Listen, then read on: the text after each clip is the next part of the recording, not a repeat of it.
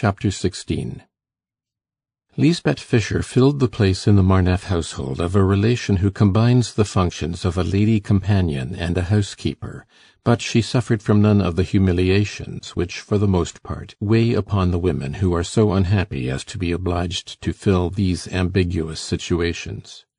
Lisbeth and Valerie offered the touching spectacle of one of those friendships between women, so cordial and so improbable, that men, always too keen-tongued in Paris, forthwith slander them. The contrast between Lisbeth's dry, masculine nature and Valerie's Creole prettiness encouraged calumny. And Madame Marneffe had unconsciously given weight to the scandal by the care she took of her friend with matrimonial views, which were, as will be seen, to complete Lisbeth's revenge. An immense change had taken place in Cousin Betty, and Valerie, who wanted to smarten her, had turned it to the best account. The strange woman had submitted to stays and laced tightly. She used bandoline to keep her hair smooth, wore her gowns as the dressmaker sent them home, neat little boots and grey silk stockings, all of which were included in Valerie's bills and paid for by the gentleman in possession. Thus furbished up and wearing the yellow cashmere shawl, Lisbeth would have been unrecognizable by anyone who had not seen her for 3 years. This other diamond, a black diamond, the rarest of all, cut by a skilled hand and set as best became her, was appreciated at her full value by certain ambitious clerks. Anyone seeing her for the first time might have shuddered involuntarily at the look of poetic wildness which the clever Valerie had succeeded in bringing out by the arts of dress in this bleeding nun, framing the ascetic olive face in thick bands of hair as black as the fiery eyes, and making the most of the rigid, slim figure. Lisbeth, like a Virgin by Cranach or Van Eyck, or a Byzantine Madonna stepped out of its frame, had all the stiffness, the precision of those mysterious figures, the more modern cousins of Isis and her sister goddesses, sheathed in marble folds by Egyptian sculptors. It was granite, basalt, porphyry, with life and movement. Saved from want for the rest of her life, Lisbeth was most amiable. Wherever she dined, she brought merriment. And the Baron paid the rent of her little apartment, furnished, as we know, with the leavings of her friend Valerie's former boudoir and bedroom. "I began," she would say, "as a hungry nanny-goat, and I am ending as a lionne." She still worked for Monsieur Rivet at the more elaborate kinds of gold trimming, merely, as she said, not to lose her time. At the same time she was, as we shall see, very full of business. But it is inherent in the nature of country folks never to give up bread-winning. In this they are like the Jews. Every morning, very early, Cousin Betty went off to market with the cook. It was part of Lisbeth's scheme that the house book, which was ruining Baron Hulot, was to enrich her dear Valerie, as it did indeed.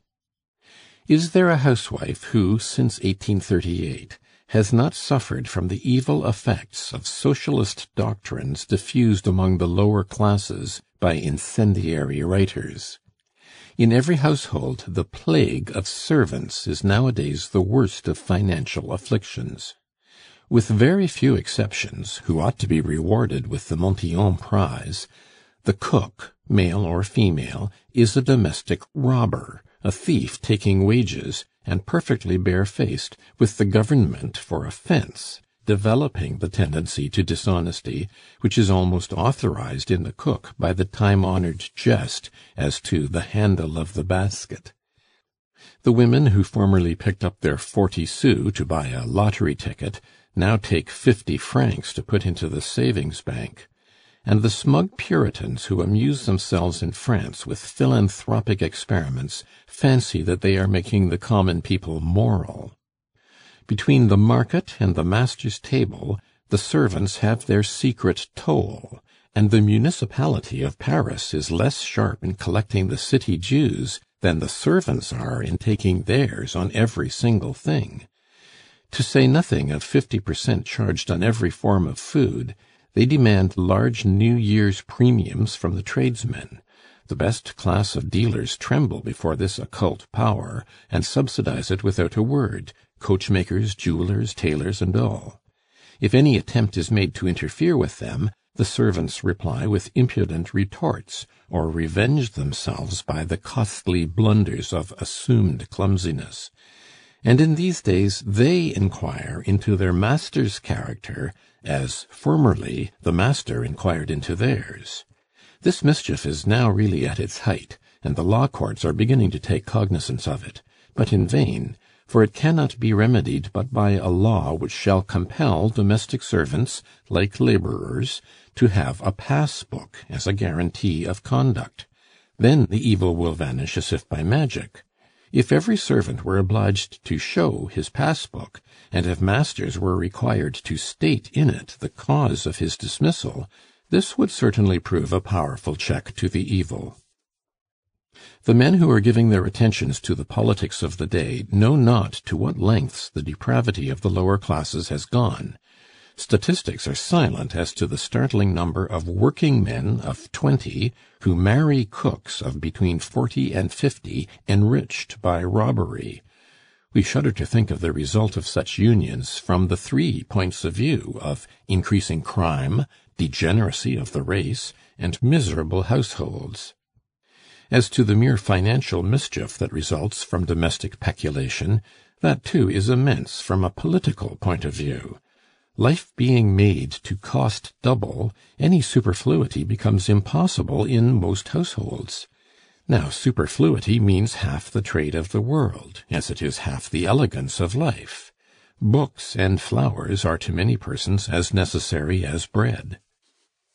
Lisbeth, well aware of this dreadful scourge of Parisian households, determined to manage Valerie's, promising her every assistance in the terrible scene when the two women had sworn to be like sisters. So she had brought from the depths of the Vosges a humble relation on her mother's side, a very pious and honest soul, who had been cook to the Bishop of Nancy. Fearing, however, her inexperience of Paris ways, and yet more the evil counsel which wrecks such fragile virtue, at first Lisbeth always went to market with Mathurine, and tried to teach her what to buy, to know the real prices of things and command the salesman's respect, to purchase unnecessary delicacies such as fish only when they were cheap, to be well informed as to the price current of groceries and provisions, so as to buy when prices are low in anticipation of a rise. All this housekeeping skill is in Paris essential to domestic economy. As Mathurine got good wages and many presents, she liked the house well enough to be glad to drive good bargains. And by this time Lisbeth had made her quite a match for herself, sufficiently experienced and trustworthy to be sent to market alone, unless Valerie was giving a dinner, which in fact was not unfrequently the case. And this was how it came about. The Baron had at first observed the strictest decorum, but his passion for Madame Marneffe had ere long become so vehement, so greedy, that he would never quit her if he could help it. At first he dined there 4 times a week. Then he thought it delightful to dine with her every day. 6 months after his daughter's marriage, he was paying her 2,000 francs a month for his board. Madame Marneffe invited anyone her dear Baron wished to entertain. The dinner was always arranged for 6. He could bring in 3 unexpected guests. Lisbeth's economy enabled her to solve the extraordinary problem of keeping up the table in the best style for 1,000 francs a month, giving the other 1,000 to Madame Marneffe. Valerie's dress being chiefly paid for by Crevel and the Baron, the 2 women saved another 1,000 francs a month on this. And so this pure and innocent being had already accumulated 150,000 francs in savings. She had capitalized her income and monthly bonus, and swelled the amount by enormous interest due to Crevel's liberality in allowing his little duchess to invest her money in partnership with him in his financial operations. Crevel had taught Valerie the slang and the procedure of the money market, and, Like every Parisian woman, she had soon outstripped her master. Lisbeth, who never spent a sou of her 1,200 francs, whose rent and dress were given to her, and who never put her hand in her pocket, had likewise a small capital of 5,000 or 6,000 francs, of which Crevel took fatherly care. At the same time, two such lovers were a heavy burthen on Valerie. On the day when this drama reopens, Valerie, spurred by one of those incidents which have the effect in life that the ringing of a bell has in inducing a swarm of bees to settle, went up to Lisbeth's rooms to give vent to one of those comforting lamentations, a sort of cigarette blown off from the tongue, by which women alleviate the minor miseries of life. "Oh, Lisbeth, my love, 2 hours of Crevel this morning. It is crushing. How I wish I could send you in my place." "That, unluckily, is impossible," said Lisbeth, smiling. "I shall die a maid." "Two old men lovers. Really, I am ashamed sometimes. If my poor mother could see me!" "You are mistaking me for Crevel," said Lisbeth. "Tell me, my little Betty, do you not despise me?" "Oh, if I had but been pretty, what adventures I would have had!" cried Lisbeth. "That is your justification." "But you would have acted only at the dictates of your heart," said Madame Marneffe with a sigh. "Pooh! Marneffe is a dead man they have forgotten to bury," replied Lisbeth. "The Baron is as good as your husband. Crevel is your adorer. It seems to me that you are quite in order, like every other married woman." "No, it is not that, dear adorable thing. That is not where the shoe pinches. You do not choose to understand." "Yes, I do," said Lisbeth. "The unexpressed factor is part of my revenge. What can I do? I am working it out." "I love Wenceslas so that I am positively growing thin, and I can never see him," said Valerie, throwing up her arms. "Hulot asks him to dinner, and my artist declines. He does not know that I idolize him, the wretch. What is his wife, after all? Fine flesh. Yes, she is handsome, but I know myself. I am worse." "Be quite easy, my child. He will come," said Lisbeth, in the tone of a nurse to an impatient child. "He shall." "But when?" "This week, perhaps." "Give me a kiss."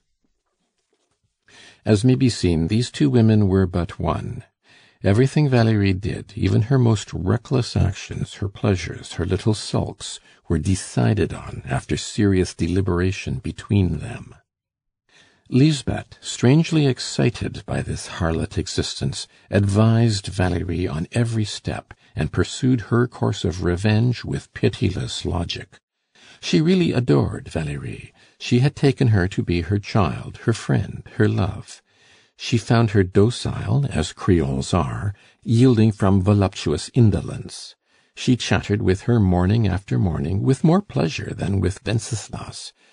They could laugh together over the mischief they plotted, and over the folly of men, and count up the swelling interest on their respective savings. Indeed, in this new enterprise and new affection, Lisbeth had found food for her activity that was far more satisfying than her insane passion for Wenceslas. The joys of gratified hatred are the fiercest and strongest the heart can know. Love is the gold, hatred the iron of the mine of feeling that lies buried in us. And then Valerie was to Lisbeth beauty in all its glory. The beauty she worshipped as we worship what we have not, beauty far more plastic to her hand than that of Wenceslas, who had always been cold to her and distant. At the end of nearly 3 years, Lisbeth was beginning to perceive the progress of the underground mine on which she was expending her life and concentrating her mind. Lisbeth planned, Madame Marneffe acted. Madame Marneffe was the axe, Lisbeth was the hand that wielded it, and that hand was rapidly demolishing the family which was every day more odious to her. For we can hate more and more, just as when we love better every day. Love and hatred are feelings that feed on themselves, but of the two, hatred has the longer vitality. Love is restricted within limits of power. It derives its energies from life and from lavishness. Hatred is like death, like avarice. It is, so to speak, an active abstraction, above beings and things. Lisbeth, embarked on the existence that was natural to her, expended in it all her faculties, governing, like the Jesuits, by occult influences. The regeneration of her person was equally complete. Her face was radiant. Lisbeth dreamed of becoming Madame la Maréchale Hulot. This little scene, in which the two friends had bluntly uttered their ideas without any circumlocution in expressing them, took place immediately on Lisbeth's return from market, whither she had been to procure the materials for an elegant dinner.